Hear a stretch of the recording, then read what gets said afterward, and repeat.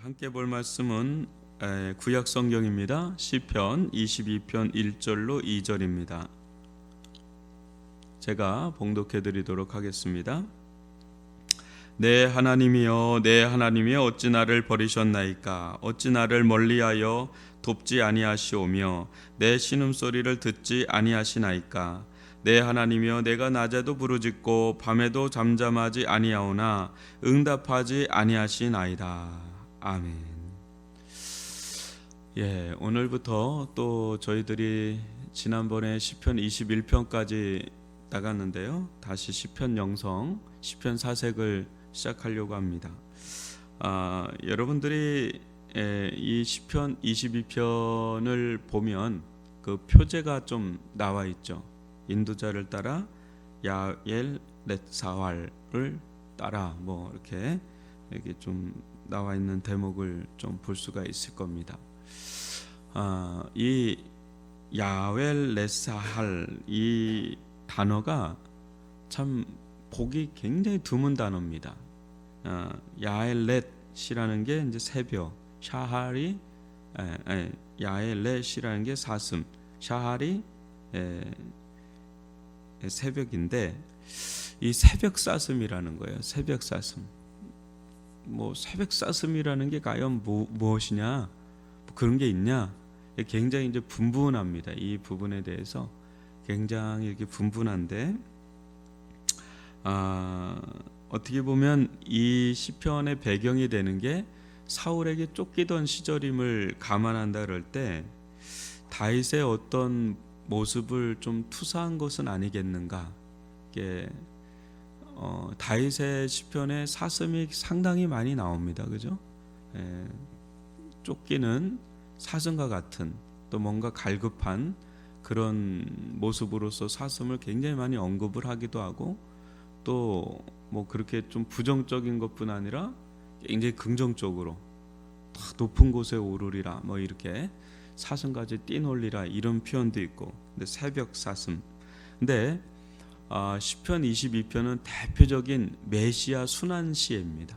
메시아의 순환, 메시아의 고난을 가장 잘 예언한 그런 시편 중에 하나이기 때문에 새벽 사슴하면 어떻게 보면 또 예수님께도 투사할 수 있는, 어떻게 보면 사슴이라는 게 굉장히 힘이 없는 거죠.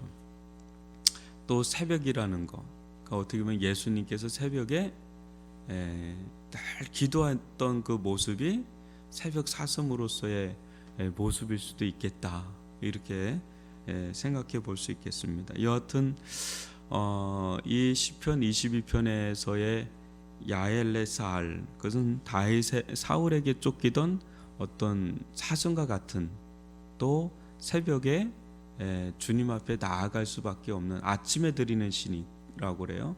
그러니까 새벽에 주님 앞에 나아갈 수밖에 없는 가련한 그런 사슴과 같은 존재로서 아뢰는 게 아닌가, 이런 생각을 해봅니다. 그도 그럴 것이, 여러분 첫 대목부터가 딱 그것을 좀 보여주죠. 1절을 다시 한번 보십시오.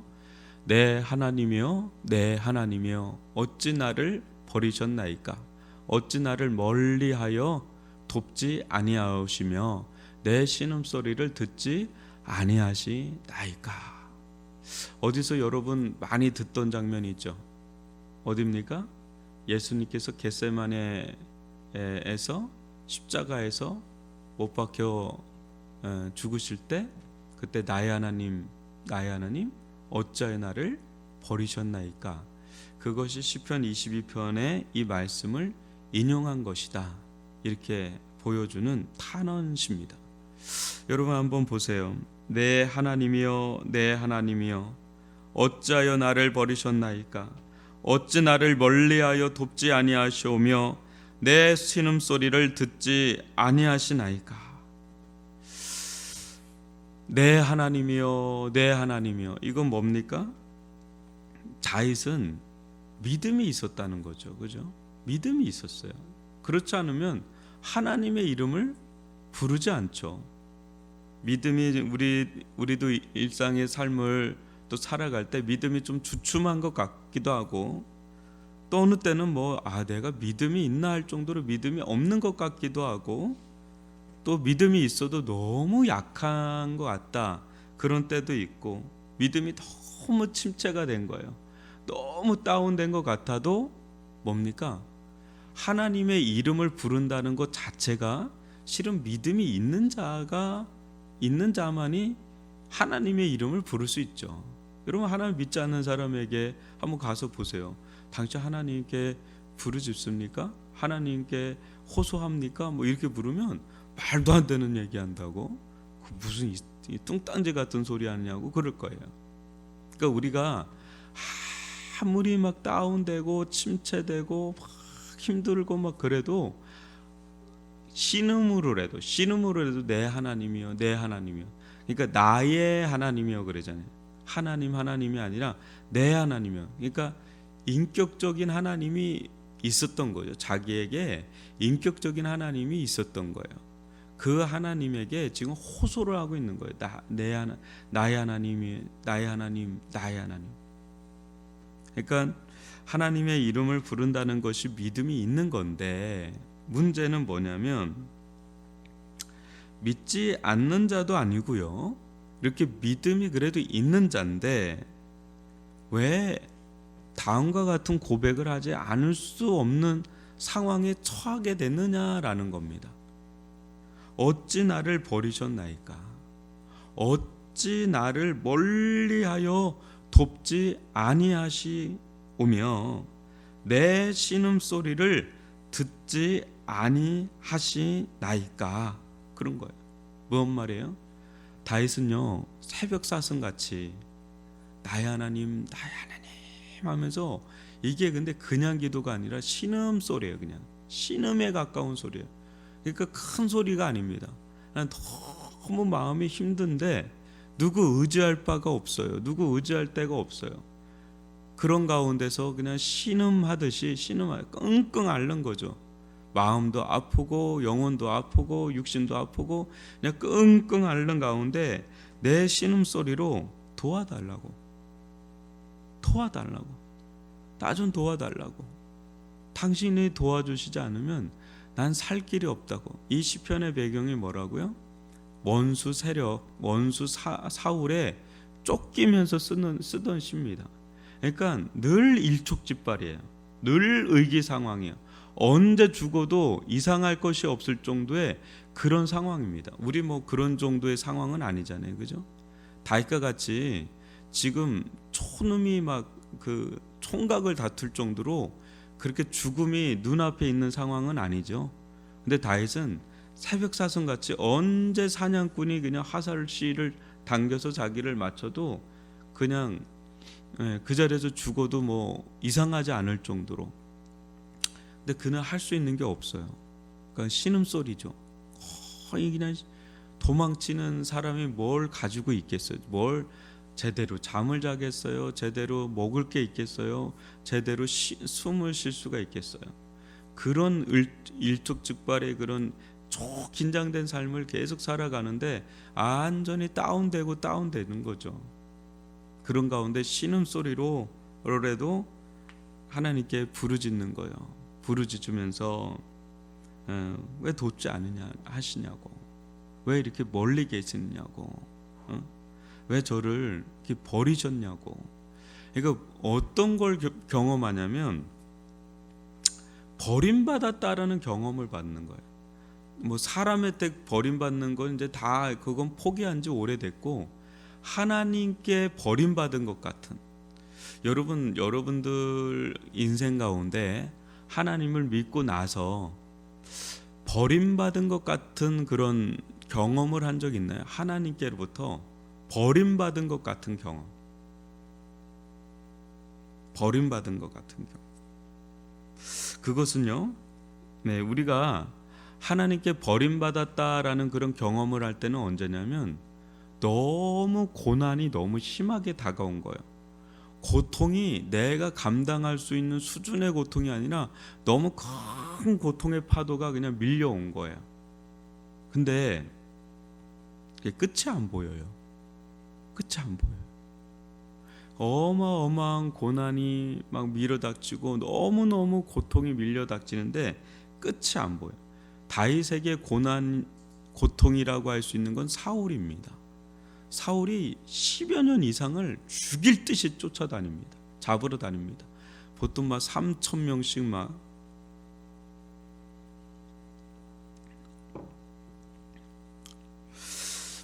여러분, 그런 가운데 다윗이 얼마나 많은 고생을 했겠어요, 그죠? 그런데 다윗에게 다가오는 그런 원수 있죠? 사울 같은 그런 것만 고난, 고통을 가져다 주는 건 아니겠죠? 사람마다 좀 제각기 달라요. 여러분들은 어떤 게 지금입니다. 뭐 과거가 아니라 우린 늘 현재를 사니까 지금 가장 힘든 게 뭡니까? 라고 묻는다면 뭐라고 이야기를 하시겠어요? 어떤 분은 그런 얘기 할 거예요. 경제적으로 너무 힘들어요, 목사님. 언제 이게 회복될지 모르겠어요. 너무너무 고통스러워요. 난 너무너무 물질이 필요한데 아무리 하나님께 불러도 그분은 대답 없는 너예요.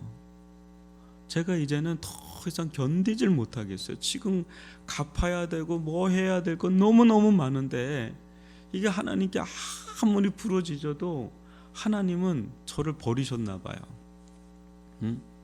제 신음소리를 듣지 아니하시나 봐요. 도와줄 생각이 없어요. 기미가 안 보여요. 이런 분이 있을 거예요.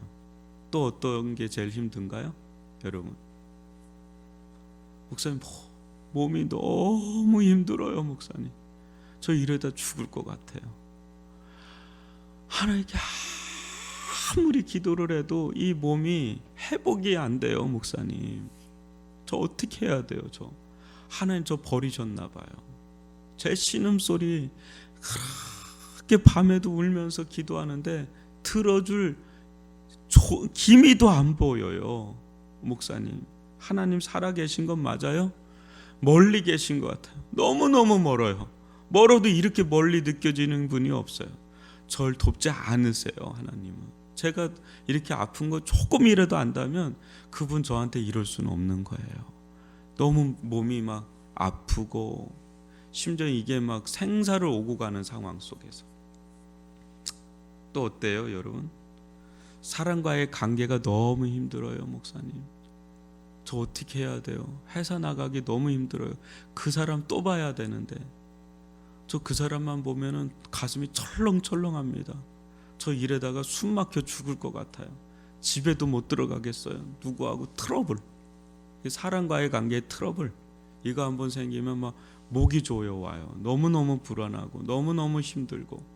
저도 그렇게 살고 싶지 않은데 이게 제 힘으로 되지 않아요. 하나님께 기도하는데 하나님 저 버리셨나 봐요. 이거 들어주시질 않아요. 저 이거 미치겠는데, 너무 힘든데, 이게 제가 너무너무 힘들어서 이거 멀리 계신 것 같아요. 도와주시지 않으세요. 막 이런 분들. 또 내가 원하는 것은 막 이런 건데 아무리 하나님께 기도해도 그게 안 열려요. 그게 안 열려. 내가 하고 싶은 건 이런 건데 이거 꼭 이뤄야 되는데 뭐 여러 가지 있어요. 다윗에게 있는 게 꼭 그런 것만이 아니라 우리에게 다가오는 수많은 어떤 고난이라고 할 수 있는, 고통이라고 할 수 있는, 환난이라고 할 수 있는, 역경이라고 할 수 있는 것들, 그런 것들이 막 많아요. 어떤 데는 그게 저주처럼 다가오고 심판처럼 다가오고, 그게 어때요? 형벌처럼 다가오고 징계처럼 다가오고 연단처럼 다가오는 막 그런 것들. 근데 그런 것 가운데 하나님께서 좀 도와주셔야 되는데, 하나님께서 나하고 함께 해주셔서 그것을 좀 풀어주셔야 되겠는데, 뭐 그런 응답이 정신적으로 또 막 너무 힘든 지 오래됐는데, 어때요? 상처받은 마음이 너무너무 오래됐는데 이게 풀리지가 않는 거예요. 하나님께 이거 좀 만져주시고 위로하여 주시고 회복시켜 주시고 막 기도가 응답되어지고 역사하고 막 이런 게 있어야 내가 그냥 사슴처럼 확 일어나가지고 막 그 뛰놀 텐데, 오히려 죽어가서 언제 죽어도 이상하지 않을 정도의 그 핍절한 강야 속에서 쓰러져가는 그런 사슴, 물을 찾지 못해 쓰러져 가는 사슴과 같은 그런 모습으로 있을 때가 혹 있지 않겠습니까? 여러분, 이러한 때 기도를 하면 하나님으로부터 굉장히 차가운 느낌을 받아요. 그러니까 어떤 벽에 대고 기도하는 것 같기도 하고, 묵묵무답이 응답이에요. 응답이 있는데 어떤 응답이냐? 무응답이 응답이에요. 그렇게 대답이 없어요. 그렇게 말씀이 없으세요. 아무것도 없는 그냥 벽에다 대고 기도하는 것 같은. 그러니까 그때 나오는 게 뭐예요? 언제까지 내가 이래야 됩니까? 그게 하나가 제일 힘든 거고, 또 하나는 뭐예요? 왜 이러신 겁니까? 왜 저에게 이런 일이 일어나는 겁니까? 라는 하나님의 뜻에 대한 이해가 안 생겨. 이게 고통도 고난도 힘든 일이지만, 이게 힘든 거에 가장 중심이에요. 언제까지 이래야 되나? 또 왜 이래야 되나? 근데 왜 이래야 되느냐에 따라 대해서 생각하게 되죠. 왜 이렇게 될까? 왜 이런 일이 일어날까? 이게 앞으로 어떻게 될까? 계속 묵상하면서 기도하면 어떤 결론에 이르게 되냐면, 내 잘못 때문에 그런 거구나. 내가 죄를 범해서 하나님께서 나를 떠나신 거구나. 나를 버리신 거구나. 나와 함께 하시지 않는 거구나. 내 기도 소리를 들으시지 않는 거구나. 그런 죄책감, 죄의식, 정죄감, 그로 말미암은 하나님의 심판, 저주, 형벌, 이제 이쪽에 대한 생각이 드는데, 또 그게 기억이 나니까, 그때 내가 좀 이랬지 않았으면 얼마나 좋았을까? 왜 내가 그때 그렇게 해서 이렇게 생고생을 하고 있나? 왜 그때 이런 선택을 해서 이렇게 됐나? 그때 이런 선택을 해서 왜 이렇게 됐나? 그때 이렇게만 됐으면 그런 일이 안 일어났을 텐데, 이제 이걸로 휩싸여서 더 눌리죠. 그냥. 왜? 상황은 그대로고 더 악화해요. 설상가상으로 더 악화 일로로 가요. 그러니까 하나님이 아니 계신 거는 그냥 이제 알겠는데, 상황이 풀리는 게 아니라 더 쪼이는 거예요. 완전히 이제 새벽 사슴같이 자포자기 같은 그런 경험. 그럴 때 나의 하나님 어찌하여 나를 버리셨나이까 하는데, 거기서 또 어떤 충격을 받냐면, 예수님도 이 고백을 했잖아요. 근데 예수님과 내가 다른 거예요. 예수님은 예수님이니까 저 고백을 하는데, 그 예수님의 고백은 좀 의로운 고백이에요. 그죠? 구속 사역을 하기 위한 그 고백이에요. 또 나는 다윗이 아니에요. 그죠? 다윗은 너무너무 하나님 앞에 아주 경지가 다르죠. 나는 또 욥도 아니야. 그죠? 욥과 같은 그렇게 순전한 사람도 아니야. 그러니까 더 눌리는 거죠. 더 눌리고 그러면서 우리는 갈 바를 이루지 못합니다. 그런 가운데 우리는 2절과 같은 고백도 하게 됩니다. 내 하나님이여, 내가 낮에도 부르짖고 밤에도 잠잠하지 아니하오나 응답하지 아니하시나이다. 뭐예요?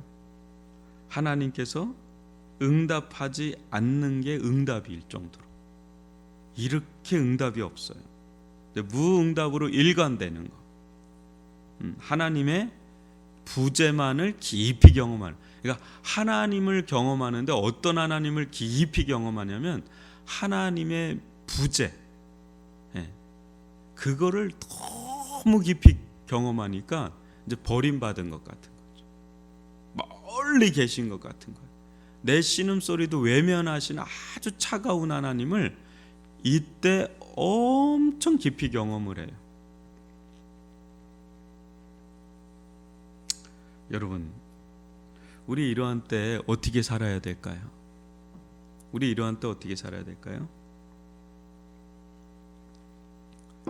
말씀을 앞으로도 좀 더 나가겠지만 여러분들 가운데 이러한 때가 아마 늘 있는 것은 아니어도 이러한 시기를 건널 때가 있어요.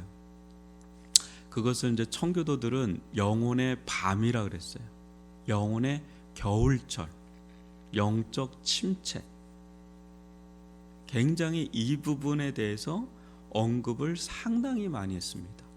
그런 가운데 리차드 십스라고 하는 아주 청교도의 탁월한 목회자가 있는데 그 사람은 위로의 설교자였어요. 특별히 이 부분을 다룬 데 있어서 수없이 많은 설교와 또 책을 내면서 이 사람은 뭐 다른 사람들은 굉장히 양심을 찌르는 설교도 많이 말씀도 많이 이렇게 전하고 했지만은 이 사람은 특별히 위로의 설교를 많이 했어요. 그래서 이 사람의 책을 읽으면서 위로받은 사람들이 많았어요.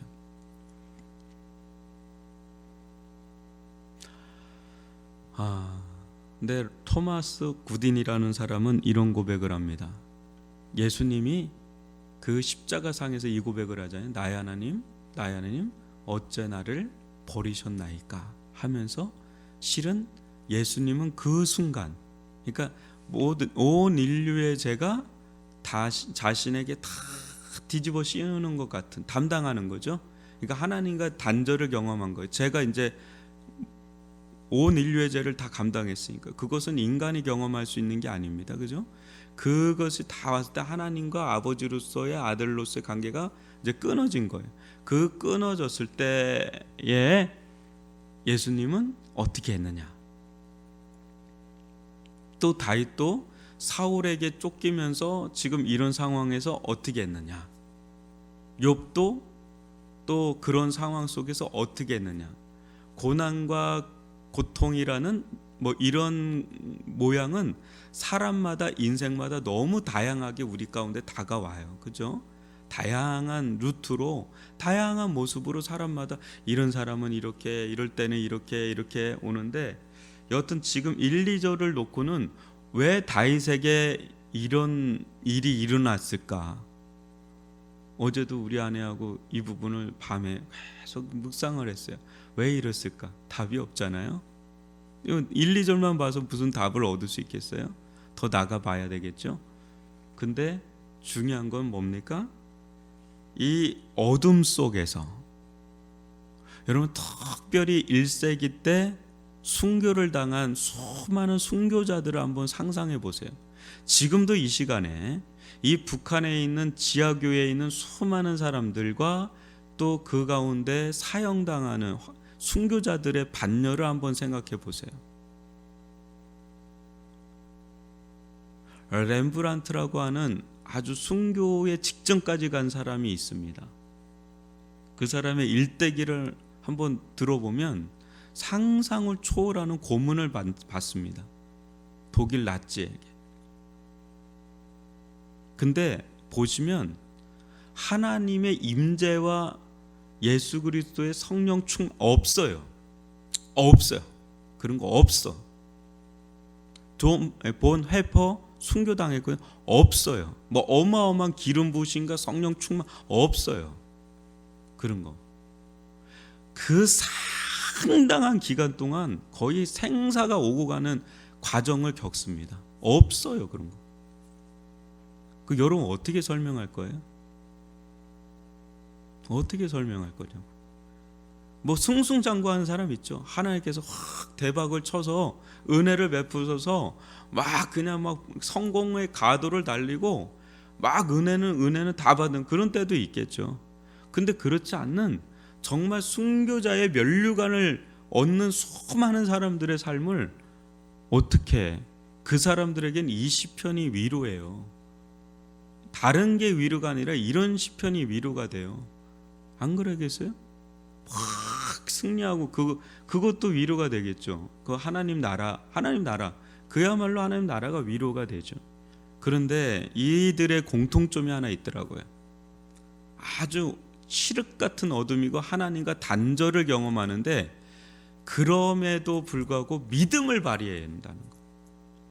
믿음을 발휘한다는 거. 어둠 속에서도 믿음을 발휘한다는 거. 그게 뭐예요? 기도하는 거예요. 나의 하나님, 나의 하나님.